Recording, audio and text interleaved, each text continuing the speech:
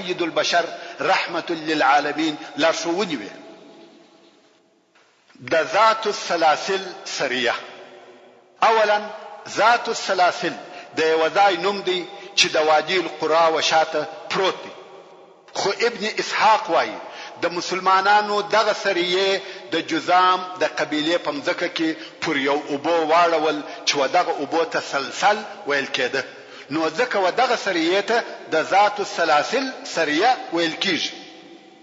د ذات السلاسل سریه د مؤته د جنگ د نتایجو څخه ده.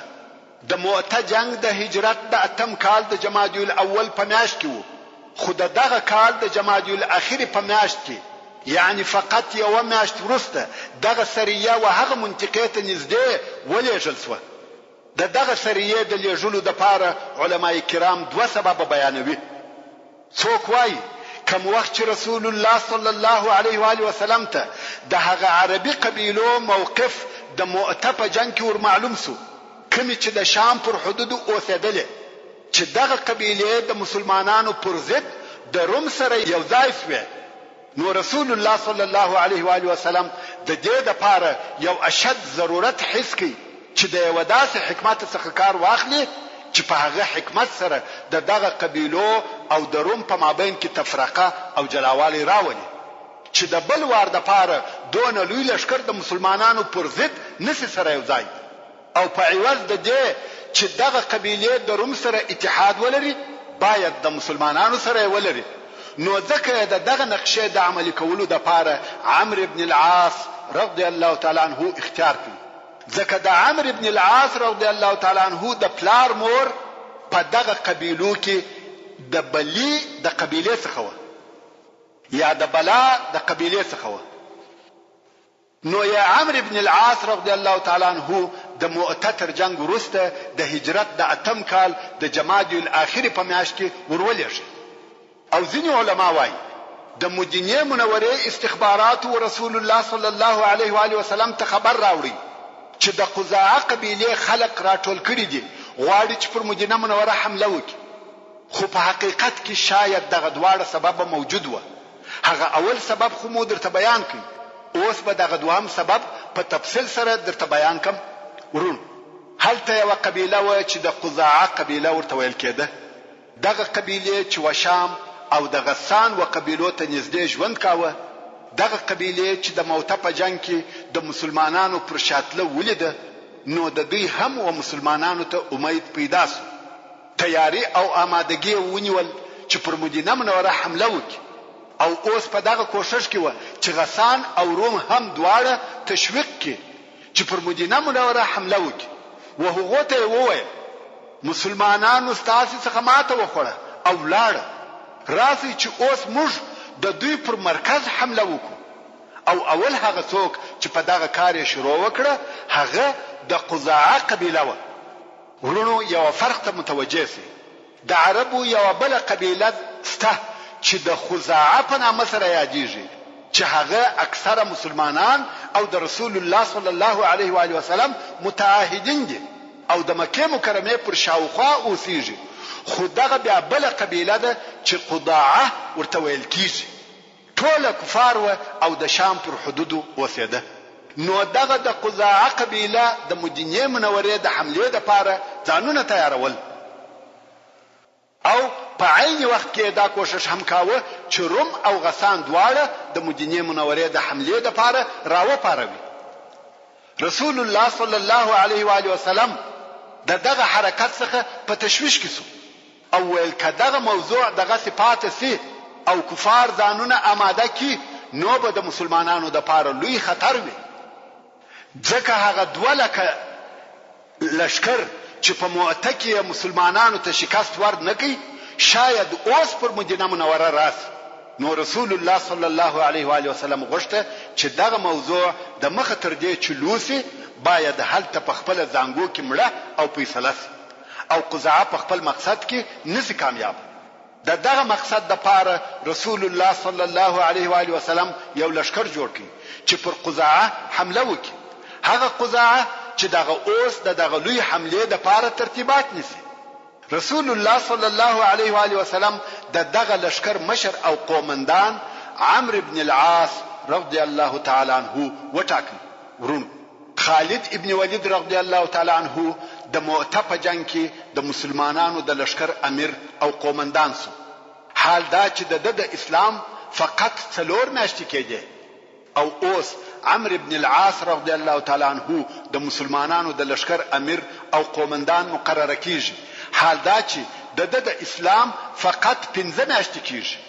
نو دا معلومه سوه چې په جنگ او د هغه په امریت کې دا خبره نه ده چې دا په اسلام کې مقدم او د مخ دی یا په اسلام کې ډیر وخت تیر کړی دی، بلکې خبره د لیاقت او استعداد ده. دغه سریه د جوړولو په وخت کې رسول الله صلی الله علیه و آله وسلم وعمرو بن العاص رضی الله تعالی عنه ته وویل: یا عمرو، زه غواړم چې د یوې سریه یا ټولي قومندان دی وټاکم چې هم به غنیمتونه واخلي او هم به د الله جل جلاله څخه اجر او ثواب واخلي.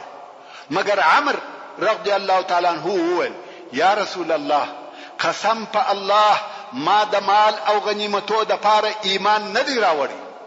رسول الله صلی الله علیه و آله وسلم وفرمایل: نعم المال الصالح لرجل الصالح، یعنی پاک او حلال مال د صالح سړي د پاره شدی.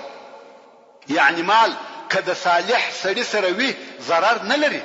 د الله جل جلاله په لار کې به مصرف کی، د جهاد، مدرسو، علماو، مسجدو، ساحانو، پلانو، شفاخانو، بلکې د عام مسلمانانو د مصلحت لپاره به مصرف کی.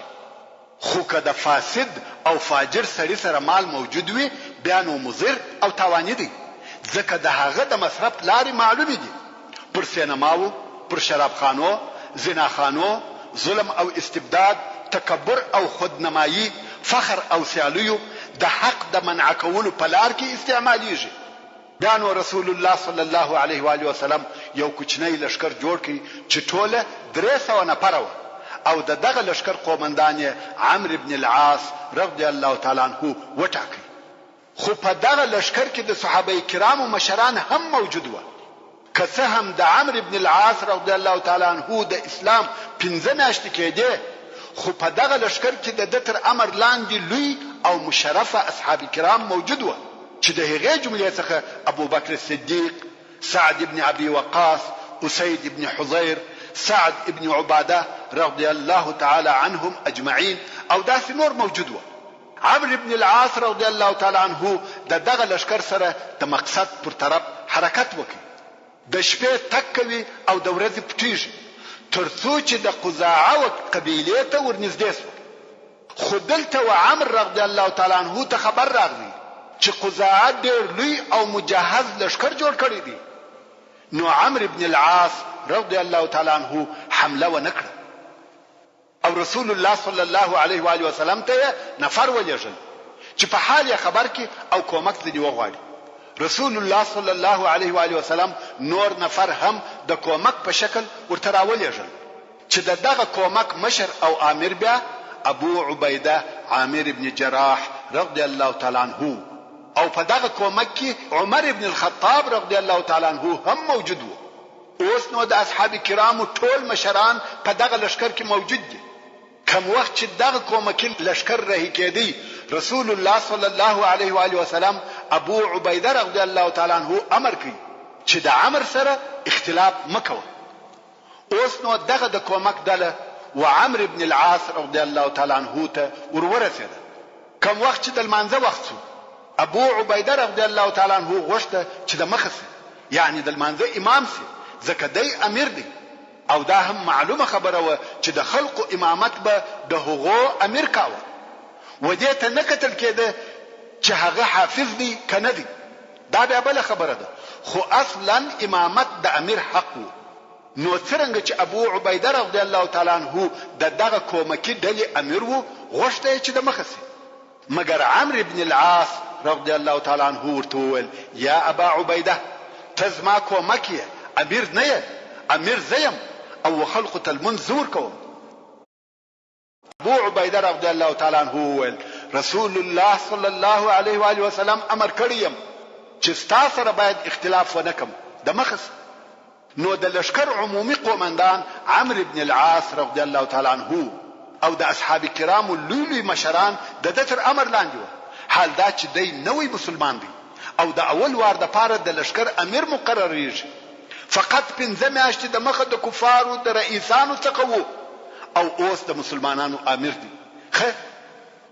لشکر د قزاعه پر طرف ورهدي، د شپې تک کوي او د ورځې پټیږي، څو بالکل و قزاعه ته ورنږدې شو. اوس چې د دوی او قزاعه په مابین کې ډېره لږ فاصله پاتې ده، شپه ده او ډېر شدید یخ دی. دا هغه شپه ده چې سبا حمله کیږي. خو په دغه شپه عمرو رضی الله تعالی عنہ ټول لشکر د اور د بلولو څخه منع کړ. خلق د یخ څخه ډېر په عذاب شو.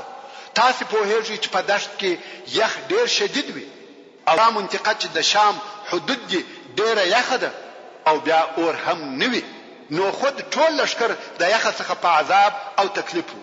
د حضرت عمر فاروق رضی الله تعالی عنہ د طاقت ووته او عمرو رضی الله تعالی عنہ ته ورغلی، ویل یا عمرو خلق دې په تکلیف کړ، پرېږده چې اور بل کې. عمرو رضی الله تعالی عنہ ویل یا قسم په الله یو نفر به هم اور نکي بل. عمر فاروق رضی الله تعالی عنہ په قهر او غصه بیرته ځینې راغلی.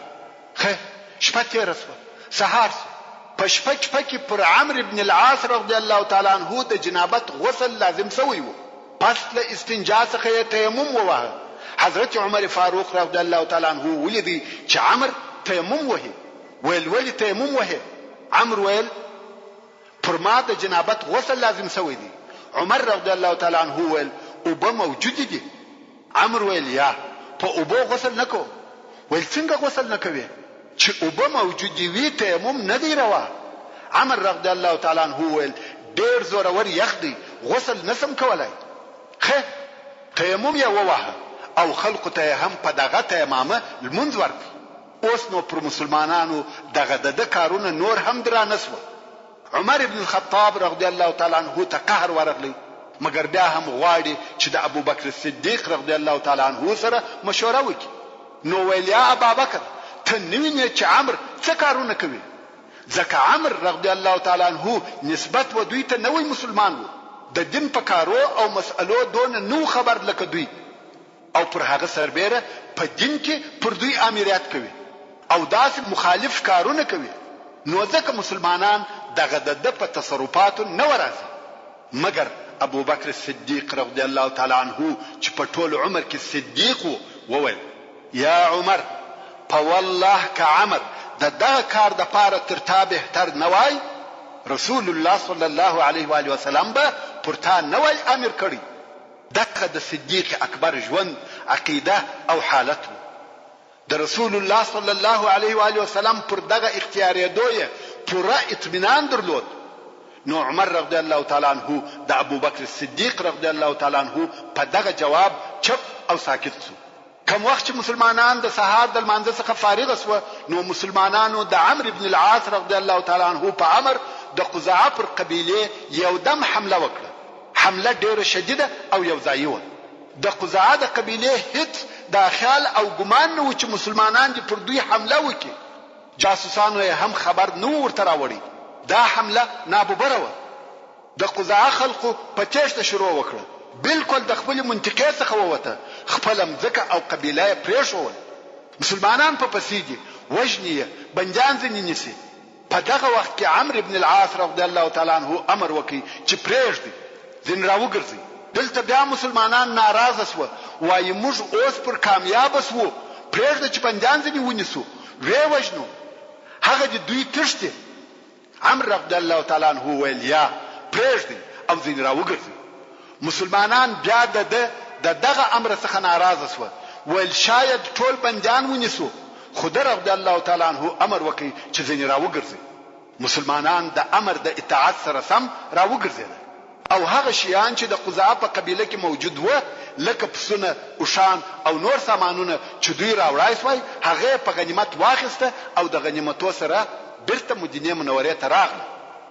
کوم وخت چې لشکر مدینه منورې ته راورسېدی، مسلمانانو و رسول الله صلی الله علیه و آله وسلم ته د عمرو رضی الله تعالی عنہ د اعمالو څخه شکایت وکړي چې د دوی سره داسې او داسې کول.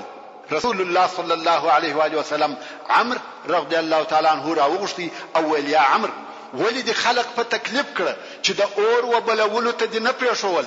عمرو رضی الله تعالی عنه ویل یا رسول الله زموږ شمیر او عدد لږ و، قزاعه او هغه کسان چې د دوی تر شا ولاړ وو که په موږ خبر سوي وای والله موږ ټول به وژلي وای، نو که موږ اور بل کړی وای یقینا او بلا شک هغه په موږ خبرېده او قسم په الله چې بیا به مو نجات نه وای پیدا کړی.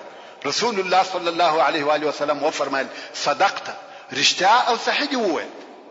رسول الله صلی الله علیه و آله وسلم بیا ورته وویل ولې دې د خلقو امامت وکړي او تا تیمم وهلی و، حال دا چې اوبه هم در سره وې.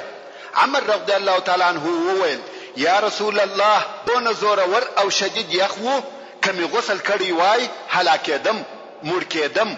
او الله جل جلاله فرمایي ولا تلقوا بأيديكم الى التهلكه، یعنی خپل ځانونه په هلاک کې ما اچوي. رسول الله صلی الله علیه و آله وسلم وفرمایل صدقت.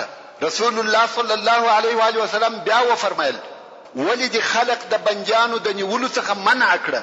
عمر رضی الله تعالی عنه وویل یا رسول الله کدوی په هغو پسې تللي وای سره پاشل کېده او که پاشل سوي وای بیا دشمن را باندې غالبه کېدی. دا نه ده صحیح چې موږ په داسې مځکه کې چې هلته زموږ دشمنان ډیر وي یو او سره وپاشل سو. داسې ځای کې چې د دشمن شمیر زیات وي لشکر باید سره یو ځای وي. او ما هم دغه امر ورته کړی دی چې سره راټول سي پاشل کېږي ما. بیا هم رسول الله صلی الله علیه و آله وسلم ورته وویل صدقت. نو رسول الله صلی الله علیه و آله وسلم د عمرو بن العاص رضی الله تعالی عنه ټول تصرفات او اوامر صحیح او پرځای وبلل او هغه ورتائید کړه. محترم ورونو، زموږ د بحث پاتې حسابه ان شاء الله تعالی پراتونکي کې واوري. سبحان ربك رب العزة عما يصفون وسلام على المرسلين والحمد لله رب العالمين.